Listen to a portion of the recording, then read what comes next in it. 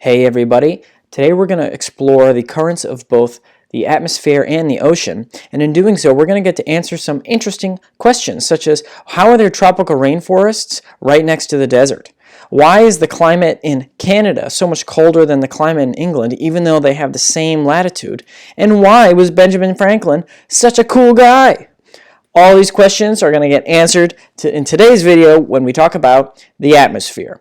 The Earth's atmosphere is a highly complex and highly important part of our world, and without it, we'd be in a lot of trouble. So the atmosphere does a bunch of things. First of all, it provides oxygen and carbon dioxide for us to breathe, and as well as gases like nitrogen. It absorbs solar radiation from the sun, which helps trap heat in the atmosphere, so that way the Earth isn't so cold. Helps moderate the climate, and like I hinted at earlier, it helps transport and recycle things like water and nutrients like nitrogen. The atmosphere is mostly nitrogen. It's about 78% nitrogen gas, and the remainder of that, for the most part, is oxygen, about 20 to 21% of it. So it's mostly oxygen and nitrogen. And then there are the small percentages that are left over are trace gases that can vary depending on the immediate weather patterns, such as water, carbon dioxide, methane, and ozone. The structure of Earth's atmosphere is pretty simple, but it's got some unique patterns. And I'll give you a hint as to how it's structured. Any guesses? Yeah, that's right. It's got layers, right? Ogres have layers? Come on. The atmospheric layers are arranged by temperature. You might intuitively know that as you go up in the atmosphere, it gets colder, but that's not necessarily always the case. The temperature will change with altitude, and these temperature changes are how we delineate the different layers of the atmosphere.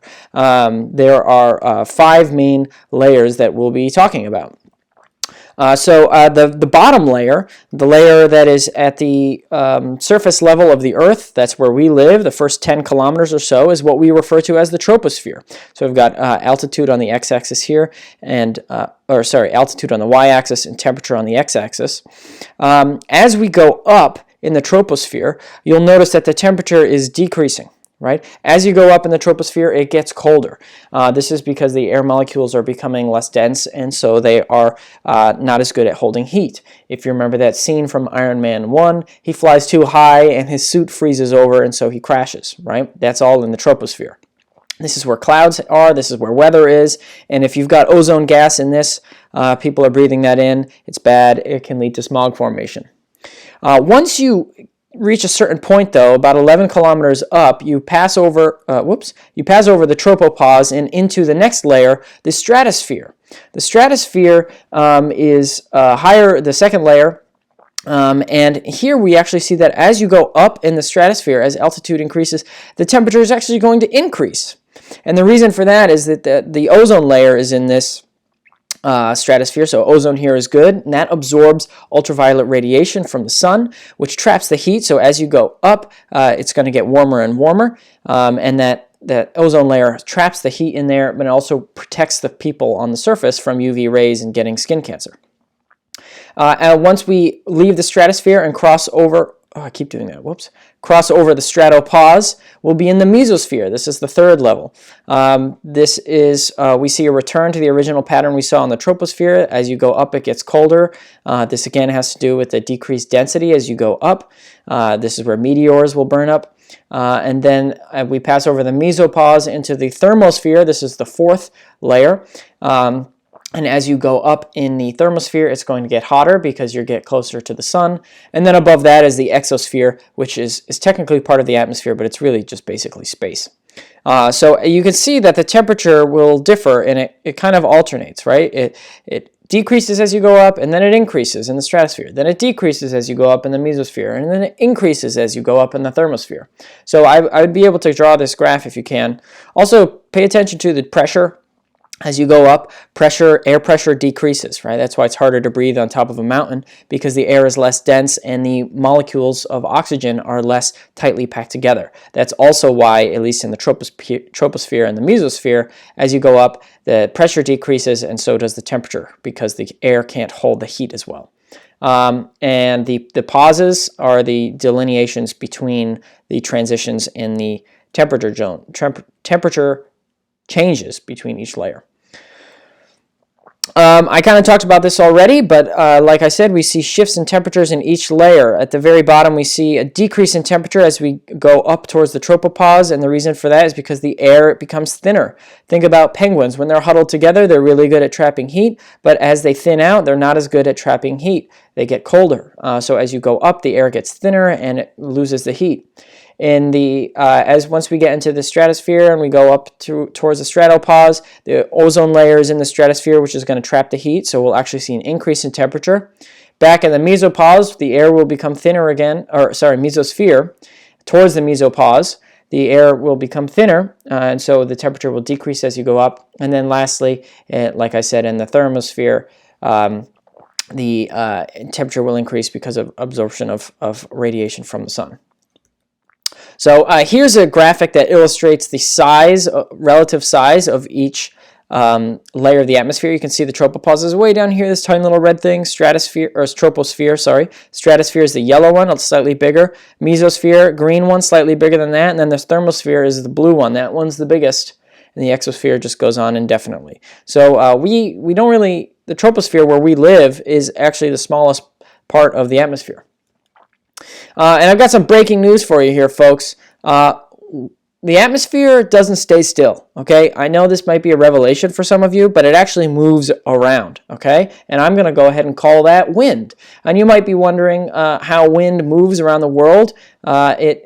It moves in a variety of different predictable patterns of different winds that we can name, such as the jet stream or the westerlies or the doldrums, etc.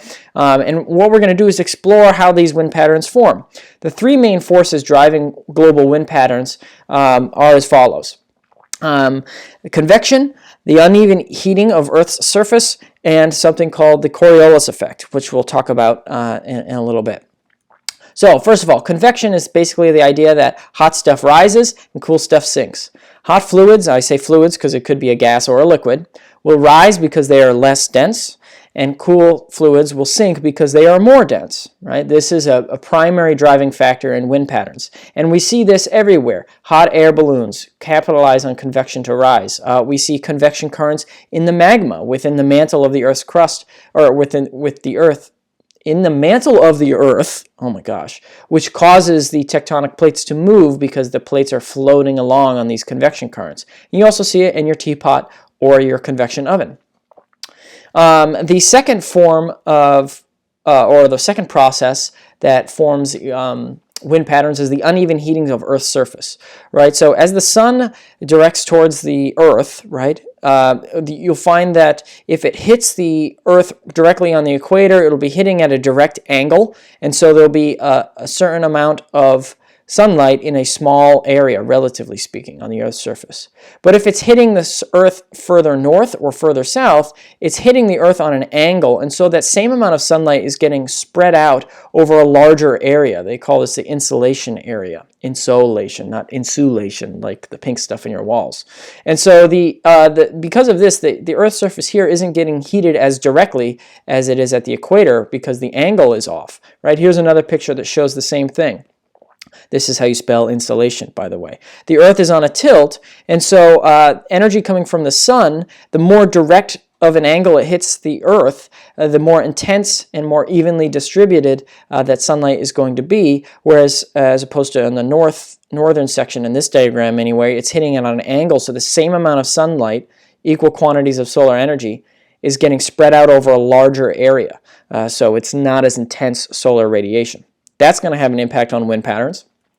And the last thing that's going to impact wind patterns is something called the Coriolis effect. You don't really need to know too much about this, but I'm going to explain the physics behind it for those of you that are curious. The Coriolis effect is basically this idea that objects that travel over the Earth's surface are going to get deflected in their movement pattern because the Earth is still spinning beneath it, and their angular momentum is conserved. So for example, in this case, they're firing a cannon, and you would expect it from the equator to go straight north. But what actually happens is it gets deflected to the right. And if you were to flip it around and fire it the other way, it would get deflected to the left from the point of view of the cannon. right? So why is this? It's because of the Coriolis effect. Let's figure out how that works. Imagine you're on a merry-go-round. Okay, if you're in the center of the merry-go-round and it's spinning really fast, you're not really feeling the effects. But if you go and sit on the outside of the merry-go-round, you're really going to be feeling the G-force, right? The reason for that is because if you're on the interior of the merry-go-round and you're standing at this point here, and let's say the merry-go-round goes around in 3 seconds. In that 3-second time, you're traveling this distance, right? But if you're on the outside of the merry-go-round, in that same 3-second time, you're traveling a much further distance, right? So you're traveling a further distance in the same amount of time. That means you are moving faster, right? And the same idea can be applied to the different gears on a bike or the Earth, right? Think about the velocity at the North Pole if we think back to this diagram, right? This is kind of like the North Pole. This is kind of like the equator because the North Pole is not as wide as the equator is in terms of the Earth. So the velocity at the North Pole is going to be kind of low. And the velocity at the equator is going to be relatively high. And the velocity at the midpoint in between is going to be somewhere in the middle, right? It takes the Earth 24 hours to spin around. So if you're on the equator, you're traveling the entire diameter of the Earth, the entire circumference of the Earth in 24 hours. Whereas if you're on the North Pole, you're only traveling a much, much smaller distance in the same amount of time. So you're moving faster at the equator, meaning that if you were to stand at the equator and throw a paper airplane north, that paper airplane is going to maintain this high velocity as it travels north. So it's going to travel northward and then continue moving to the right because it's actually traveling faster than the ground beneath it relative to these other 2 points here. Another example is if you were driving a car and you throw a ball out the window, the ball is going to continue traveling forward because it not only you're throwing it sideways, but it's also in the car with you before you throw it. It's got the same velocity forward, the same momentum forward. That momentum doesn't disappear just when you throw it out the window. I know this is can be a little confusing. I'll show some videos and demonstrations in class that will help out. But the simple description is that in the northern hemisphere, things bend to the right, and in the southern hemisphere, things bend to the left, okay, from the perspective of where you're standing, right? So if at the very least, you should just have an understanding of this. It's very basic. And the Coriolis effect is going to affect the wind, right? If you look at these patterns here, we've got wind blowing northward here. It's getting deflected to the right in the northern hemisphere. We've got wind blowing southward in the northern hemisphere. It's getting deflected to the right, right? And we see the opposite here, getting deflected to the left, getting deflected to the left. And this is also going to impact things like hurricanes. You can see these hurricanes are traveling to the right overall, and the hurricanes in the south are starting at the equator and traveling leftwards overall. And it also helps explains these different patterns that we see around the globe, right? These wind patterns where this wind is traveling towards the equator from the south, it's getting deflected towards the left. This is traveling towards the equator from the north, it's getting deflected towards the right. So we see these interesting bands of wind that will travel in different directions, predictably, that result in the formation of things like the westerlies or the jet stream, which goes across the east coast, from the west of the United States, the trade winds, etc. But you might be wondering, why is some of this wind traveling northward in this band, but the wind in this band travels southward? What's the deal with that? And you can see the same thing here. All the wind here is traveling towards the south, more or less, and all the wind here is traveling towards the north. There's a reason for that. You could see the same thing going on here, where the wind in this band here is traveling north, the wind in this band here is traveling south. It's predictable because of a process known as a Hadley cell. A Hadley cell is formed through convection, uneven heating, and the Coriolis effect. And it's an air cycle that is formed around the equator of the Earth, and results in some pretty interesting patterns that we'll see of both air circulation but also biome distribution. You can see a Hadley cell here. Hot air rises, it travels northward or southward, away from the equator, basically, and it will sink around 30 degrees north and then move back towards the equator, and it will continue this cycle. We've also got Ferrel cells, which are slightly above northern or southern to the Hadley cells, and we've got polar cells, which are towards the poles, aptly named.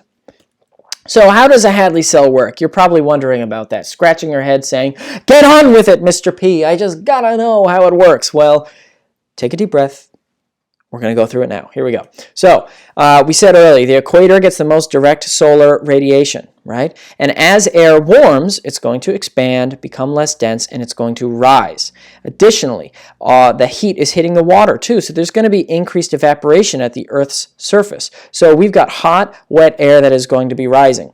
As the water rises, it's going to leave behind the salt, so we're actually going to see increased salinity on the ocean around the equator. It's just kind of an interesting side note. But we've got hot, wet air rising because of the most direct sunlight is hitting the equator. But we also know that as air rises, it starts to cool off. So the heat is going to start radiating out into space, right? And that air is going to start to cool off. As it cools off, the water that's in the air is going to condense into clouds. And that's going to lead to precipitation. That's going to fall back down onto the equator, which we'll return to that fact in a second, and a loss of humidity in the air up here.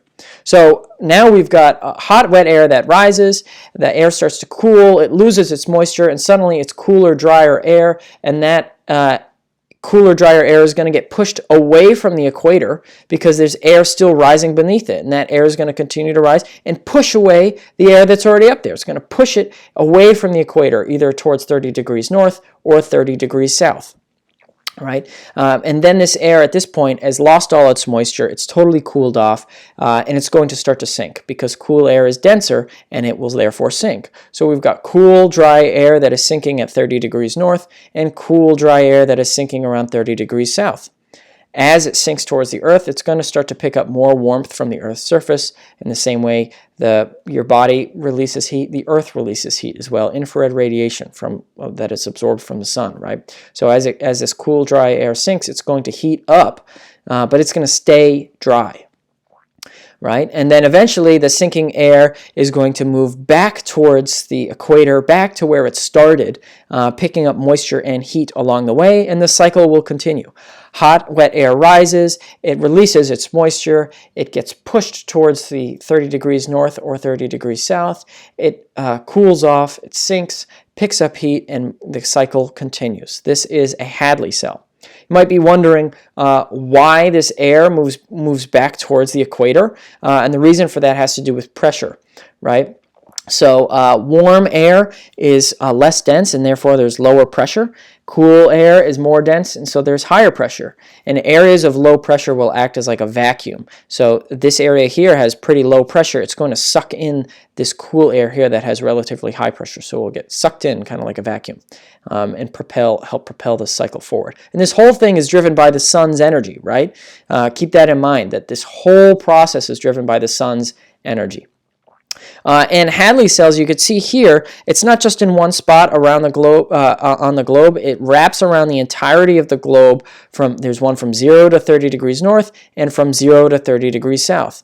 The hot air at the equator rises, it releases its moisture, starts to cool, gets pushed towards 30 degrees, it sinks, and as it hits towards the ground, it's going to start picking up that hot air again and traveling back towards the equator, right?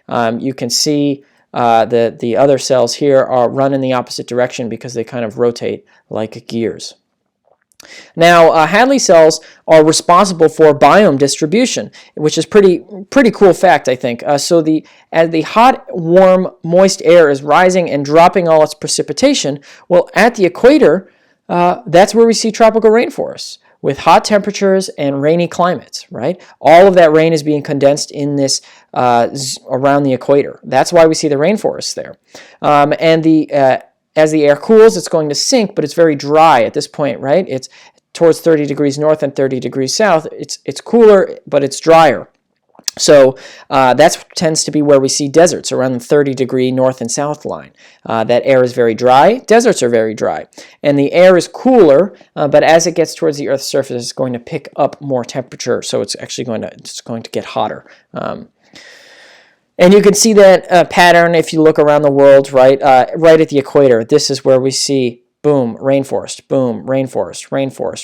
all around the equator. Whereas 30 degrees north, that's where we tend to see desert, and 30 degrees south, desert. It's not a hard and fast rule, but it does help explain a lot of the patterns that we see. And if you look at a map of the world, you can see that even more so. Like, look at the line here in sub-Saharan Africa. Like, the equator runs like right through here, boom, and you see the Hadley cell is going around here, Hadley cell going around here, and you've got desert in the south and the north, 30 degrees north, 30 degrees south. It's a pretty cool pattern that we tend to see.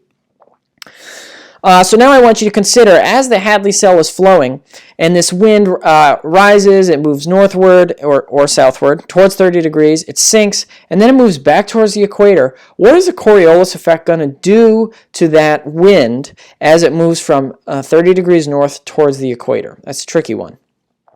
Well, obviously, it's going to deflect the wind, because that's what the Coriolis effect does. But if you remember, it's actually going to deflect it towards the west.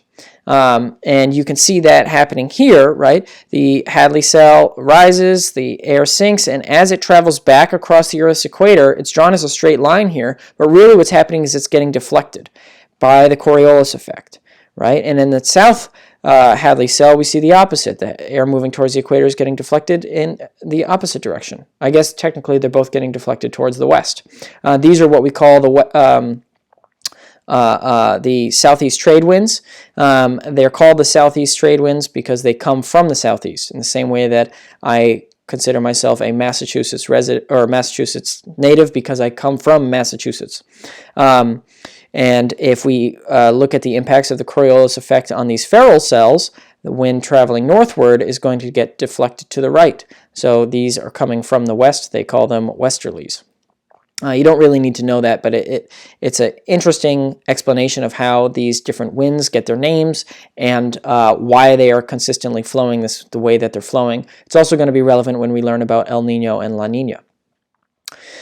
You can see the same kind of idea here that I was showing here with the Hadley cells that wrap around the globe.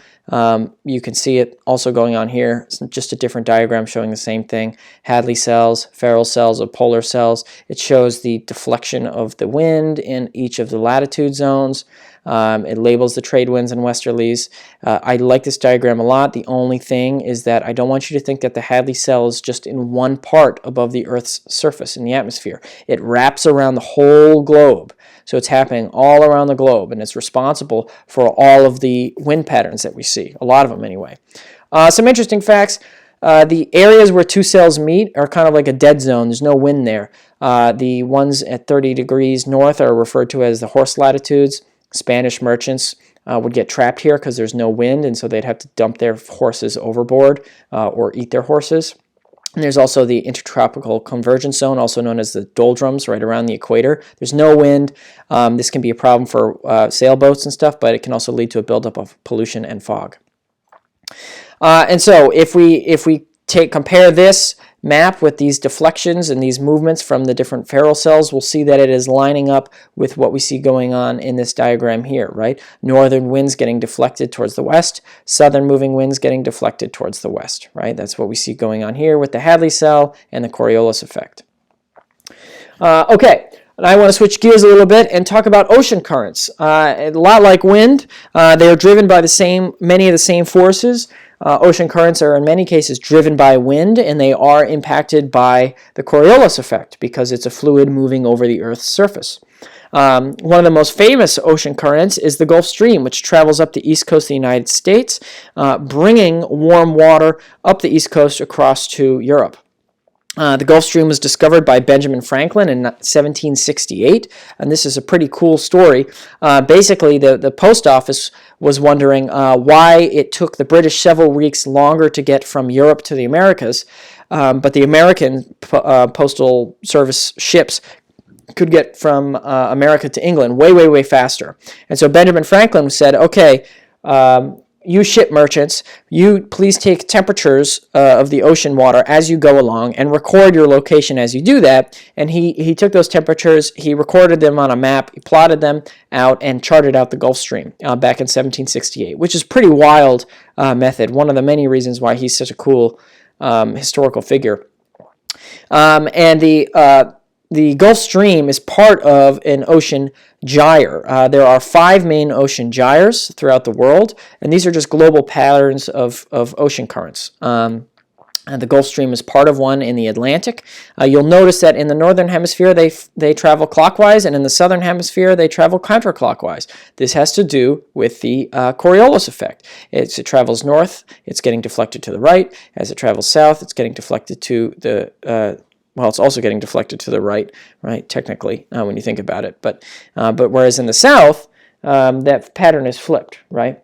So another interesting side effect of the Coriolis effect is we have these predictable clockwise versus counterclockwise currents. We also see patterns in heat. The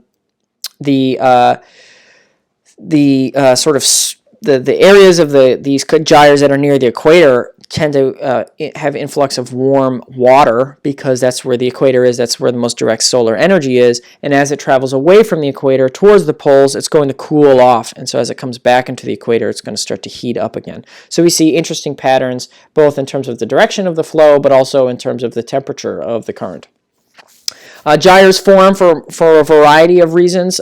Surface currents from winds and things like the Coriolis effect, like I was just talking about here. But also there are deep currents that form because of the density of the water. Salty water is denser and cold water is denser, and that's going to impact the way that currents form. Right? It's connecting back to convection. Hot water will rise, cool water will sink, and together the heat and the salt could create something called thermohaline circulation. Thermo means heat. Haline, think like halogens from the periodic table, refer to salts. Sometimes they refer to this thermohaline circulation as the ocean conveyor belt. And the ocean conveyor belt is this large-scale ocean currents that travel throughout many of the gyres and all of the oceans, bringing warm, fresh water to different areas and cool, salty water to other areas. What happens to stuff that gets caught in these currents and these gyres? It's going to get stuck there, right? This is a bit redundant, I'm realizing now. What happens to stuff caught in the currents? It gets caught. Well, no duh, Mr. P. That's not very helpful. A great example of what happens is there was a ship full of rubber duckies called friendly floaties, and that the ship crashed and spilled the rubber duckies all into the ocean. And researchers have been collecting them and documenting them for years to monitor water patterns, ocean circulation patterns. So the ship crashed in 1992, and they're still finding rubber duckies today. One rubber ducky traveled all the way through the Bering Strait, all the way across above North America, back down towards the East Coast, and it took about like a 3 year, like almost 10 years for it to get there. So stuff gets caught up in here, and one of the most famous examples that I'm sure you're aware of is the Great Pacific Garbage Patch. It isn't really a patch, it's more like a soup, lots of pieces of plastic floating in it. This is in the Pacific Ocean Gyre, this one here, and it's got 7 million tons of plastic trash. It's twice the size of Texas. It can go up to 9 feet deep, and it's about 45% discarded fishing nets. So as bad as the straws are, most of it is old fishing gear. And climate change is another environmental issue that is anthropogenically caused, besides just plastic pollution, right? And climate change is going to disrupt these thermohaline currents. It's going to increase temperatures. It's going to melt ice and change the salinity of the water. So what we need to do is reduce our carbon output and start removing carbon from the atmosphere to slow down climate change. One of the impacts I've talked about before is on the Gulf Stream. Right? Climate change and atmospheric ocean warming is going to melt Greenland's icebergs and glaciers, and these glaciers are going to inject a lot of cold, fresh water into this current. And we know that currents are driven by salinity and by temperature, so it's going to totally disrupt the Gulf Stream, and it's going to stop the delivery of warm air and warm water to Europe, so it's going to potentially alter the entire climate of Europe, which is why the Europe is so much warmer than its counterparts in Canada, is because of the Gulf Stream. And if this gets disrupted, the whole climate of Europe is going to change. It's actually going to get colder. So that's all I've got for you today. I know this was a long one, folks. There's a lot to unpack here, but I appreciate your patience. And if you've got questions, bring them to class, and I will see you then.